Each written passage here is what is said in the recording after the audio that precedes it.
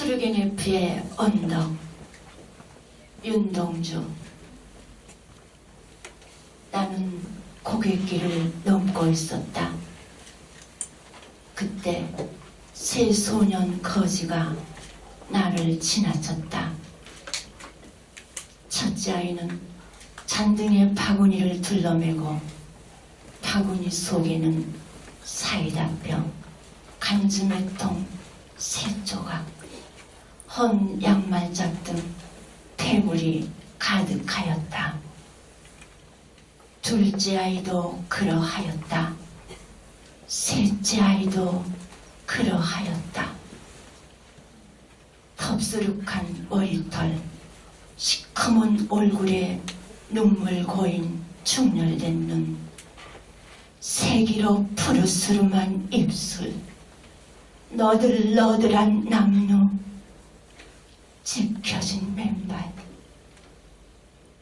아, 얼마나 무서운 가난이 이 어린 소년들을 삼켰느냐. 나는 추근한 마음이 움직였다. 나는 호주머니를 뒤지었다. 두툼한 지갑, 시계, 손수건. 있을 것은 죄다 있었다. 그러나 무턱대고 이것들을 내줄 용기는 없었다. 손으로 만지작거릴 뿐이었다. 다정스레 이야기나 하리라고 얘들아 불러보았다. 첫째 아이가 충혈된 눈으로 헐끔 돌아다 볼 뿐이었다. 둘째 아이도 그러할 뿐이었다. 셋째 아이도 그러할 뿐이었다. 그리고는 너는 상관없다는 듯이 자기네끼리 서근서근 이야기하면서 고개로 넘어갔다. 언덕 위에는 아무도 없었다. 짙어가는 항원이 밀려들 뿐.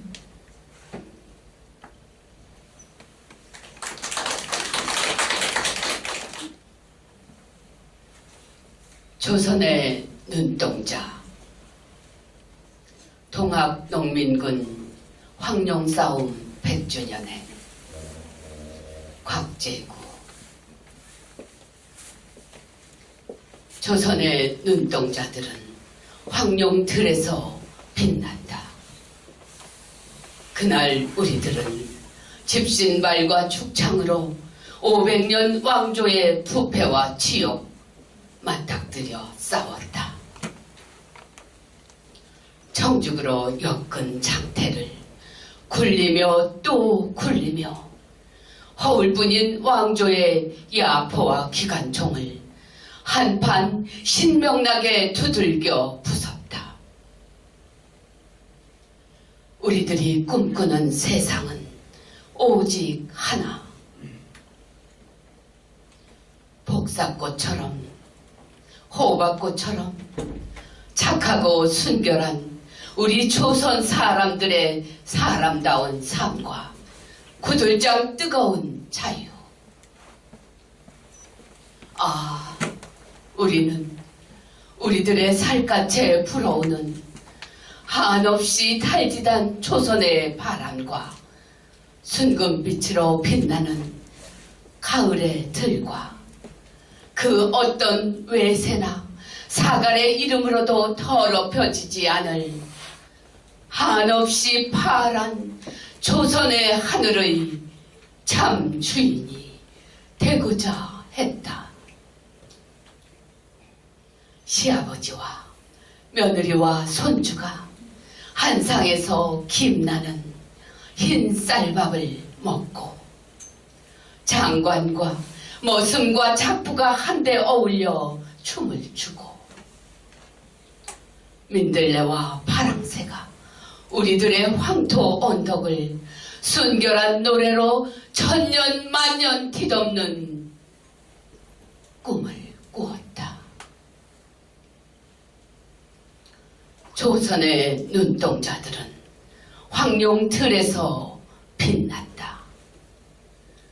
그 모든 낡아 빠진 것들과 그 모든 썩어 빠진 것들과 그 모든 억압과 죽음의 이름들을 불태우며 조선의 눈동자들은 이 땅, 이 산 언덕에서 빛난다.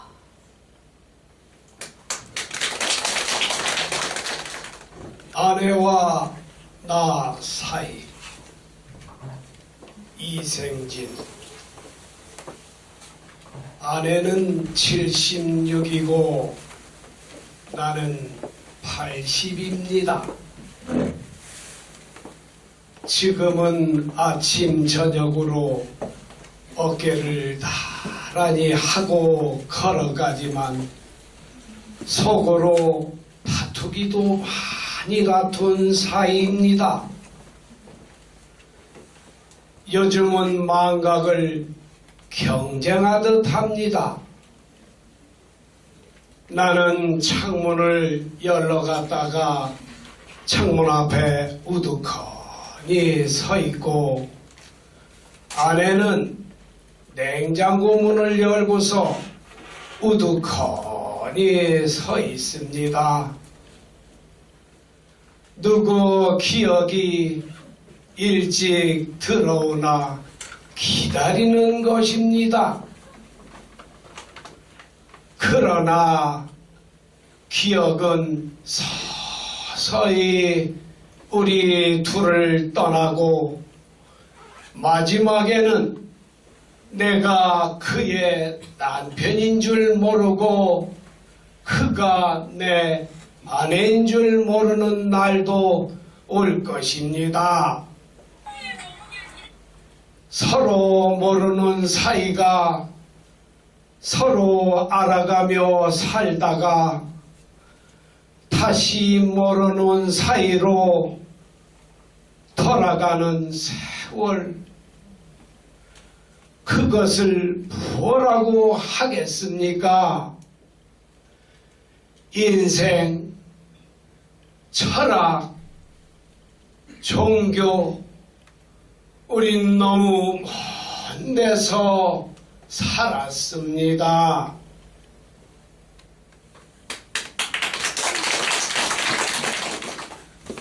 울란바토르 행 버스를 기다리며 정일근 더 이상 기다리지 않기 위해서 울란바토르 행 버스를 기다린다. 무사히 국경을 넘을 수 있다면 나는 혁명할 것이다. 조국에서 내 사랑의 시작은 신기루였고 내 사랑의 끝은 폐허였다. 세계는 오래전부터 하나인데 사랑하는 조국은 여전히 나눠져 있다.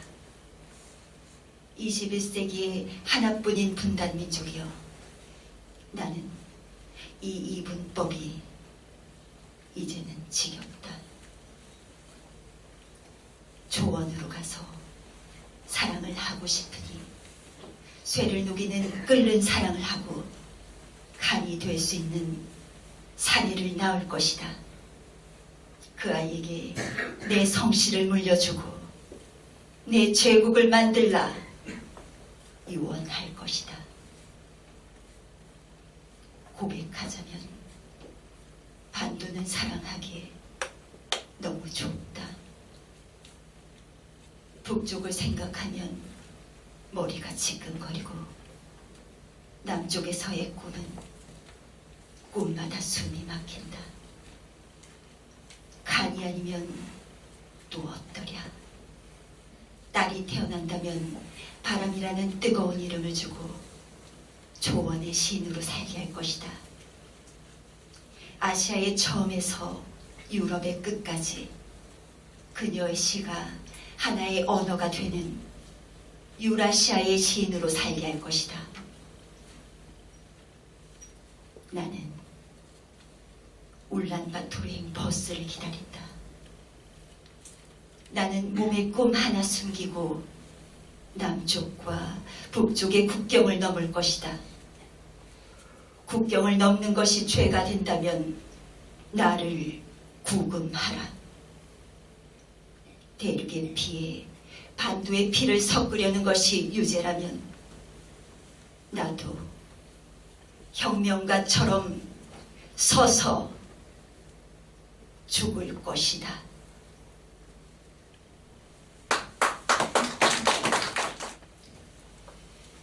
세월, 유치활. 네, 오늘 하잘것없는 소간으로 길을 가는데 우연히 한 개울을 건너다가 무심코 거기 잔잔히 흐르는 작은 흐름 속을 들여다보자. 어머니,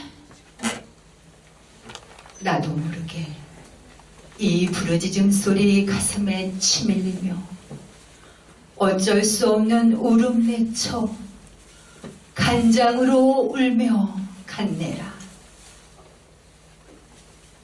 그 맑은 흐름 속 내가 본 것은 거기에 가만히 잠겨있는 푸른 하늘이며 구름송이며 물구나무 선 나무며 언덕이며 일찍이 나와 같이 철없는 마음들과 송사리와 밑꼬라지와 더불어 지극한 우애와 교감 속에서 이룩한 지복한 왕국.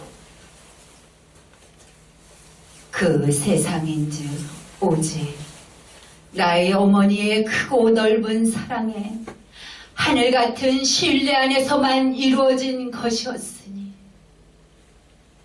내 오늘 그것이 이날도록 하나 다침없이 고스란히 지켜 있음과 그것 뒤에 그것을 한결같이 받쳐있는 나의 어머니의 변함없이 푸르른 사랑을 찾아내고 배웠음이거니.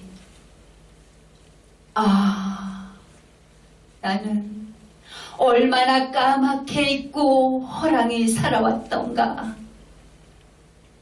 이것은 돌이킬 수 없는 슬픈 추억의 환상이 아니로다.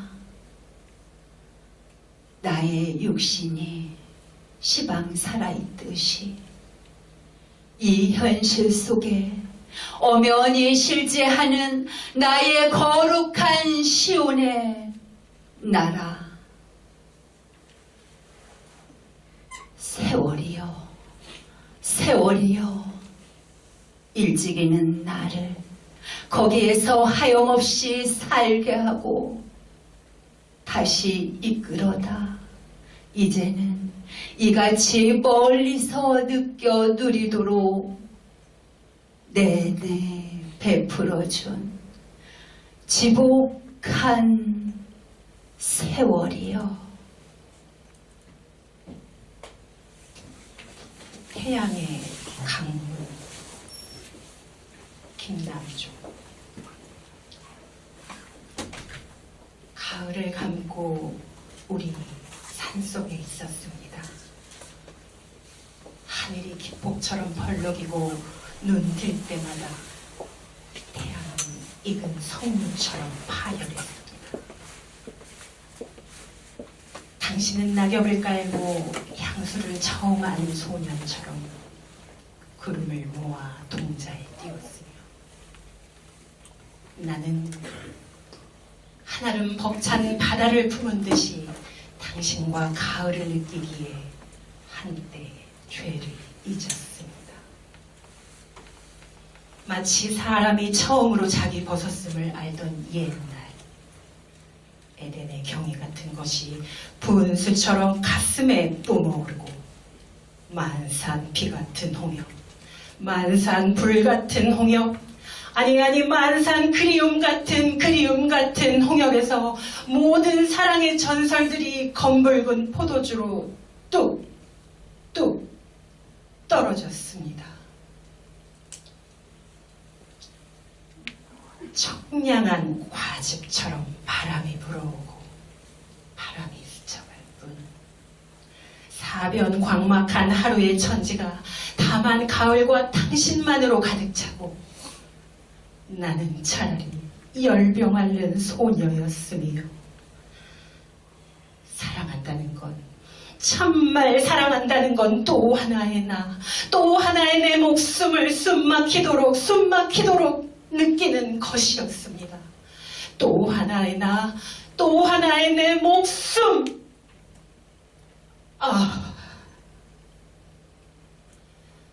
응열처럼 뜨거운 것이 흘러내리고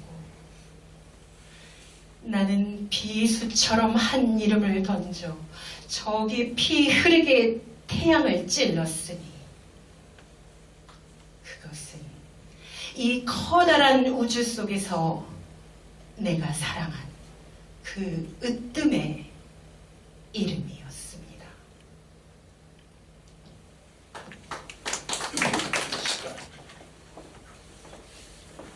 한석산 나고 자라나는 것도 다 자기 팔자라지만 삶의 무게는 누구나 같다. 제 집에 살던 노숙을 하던 마음속에 돌 하나는 지니고 산다. 지치고 힘든 날 잔소리로만 들리던 당신의 목소리도 살다 보니 사랑이란 걸 알았다. 저물어 가는 인생길 아내가 옆에 있을 때 잘 해야겠다. 애절해진 마음 어찌 다 할 거나 사는 일 마음같이 되지 않아 마음 편하게 못해준 죄 어이하랴.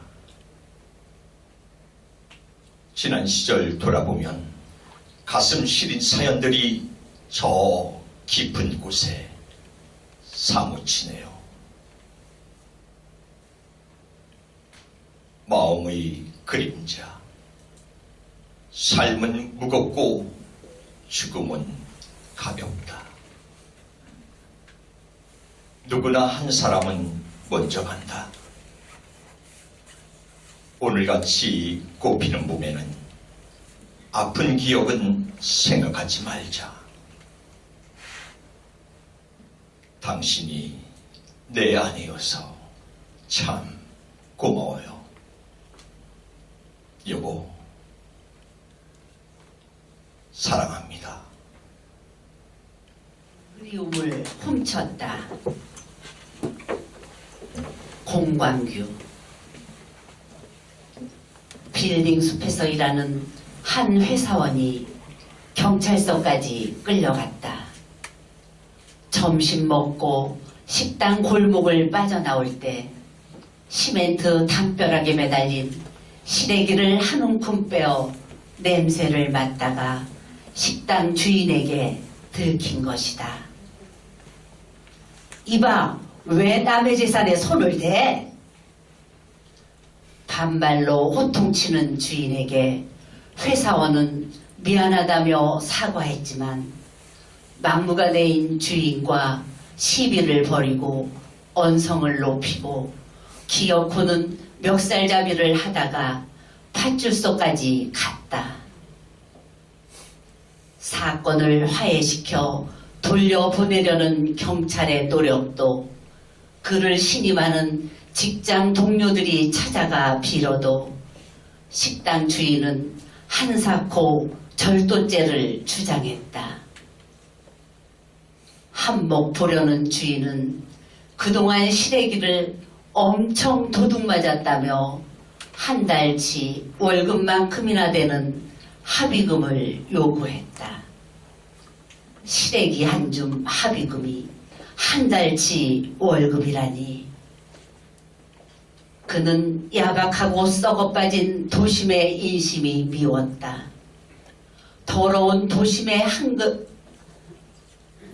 한가운데에서 밥을 구하는 자신에게 화가 났다.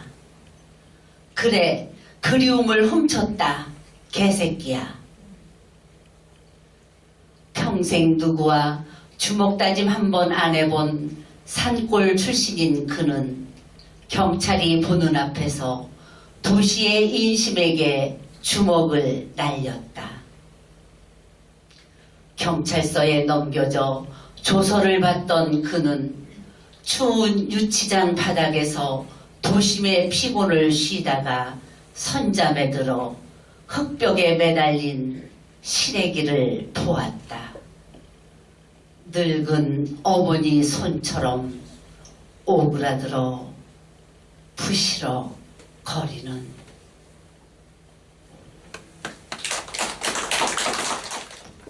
그 드물다는 굳고 정한 갈매나무라는 나무.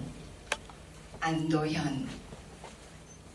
일생 동안 나무가 나무인 것은 무엇보다도 그늘을 가졌기 때문이라 생각한 적이 있다. 하늘의 햇빛과 땅의 어둠을 반반씩 많지도 적지도 않게 섞어서 자기가 살아온 꼭 그만큼만 그늘을 만드는 저 나무가 나무인 것은 그늘이라는 것을 그저 아래로 들이우기만 할 뿐, 그 그늘 속에 누군가 사랑하며 떨며 울며 해찬하며 놀다 가도록 내버려 둘 뿐, 스스로 그늘 속에서 키스를 하거나 헛기침을 하거나 눈물을 닦거나 성화를 내지 않는다는 점이 참으로 대단하다고 생각한 적이 있다. 말과 침묵 사이, 혹은 소란과 고요 사이, 나무는 저렇게 그냥 서 있다. 아무것도 가지지 않은 듯 보이는 저 갈매나무가 엄동설안에도 저렇게 엄하기만 하고 가진 것 없는 아버지처럼 서 있는 이유도 그늘 때문이다. 그러므로 이제 비난한 집안의 지붕 끝처럼 서 있는 저 나무를 아버지라고 불러도 좋을 것이다. 때로는 그늘의 평수가 좁아서, 때로는 그늘의 두께가 얇아서, 때로는 그늘의 무게가 턱없이 가벼워져서 점을 역히면 어깨부터 캄캄하게 어두워지던 아버지를 나무라고 불러도 좋을 것이다. 눈 내려 세상이 적막해진다 해서 나무가 그늘을 만들지 않는 것은 아니다. 쓰러지지 않는, 어떻게든 기립자세로 눈을 맞으려는 저 나무가 어느 아침에는 제일 먼저 몸 흔들어 훌훌 눈을 털고 땅 위에 태연히 일획을 긋는 것을 보게 되는 날이 있을 터.